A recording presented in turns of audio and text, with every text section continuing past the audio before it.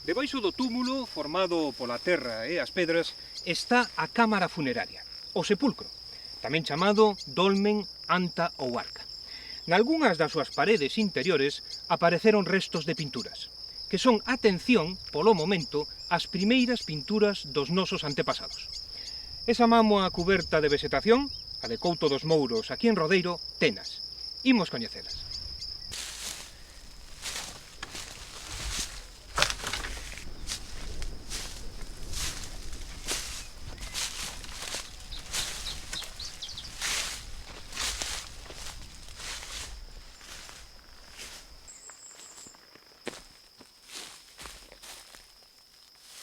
Para ver as ditas pinturas, vou meterme por ese buraco feito hai séculos polos buscadores de tesouros.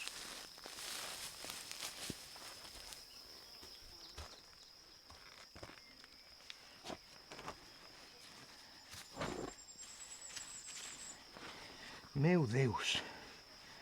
A verdade é que entrar por aquí non é nada, pero que nada doado. A ver se non me mato.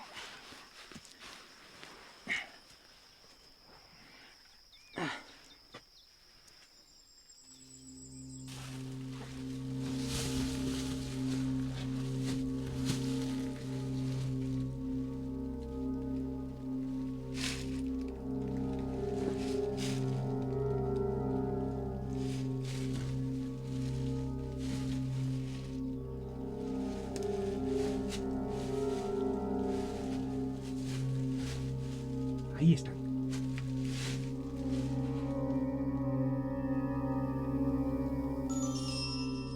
Son os típicos zigzags. Os motivos pintados nas cámaras megalíticas son en xeral puntos, triángulos, zigzags ou liñas ondulantes.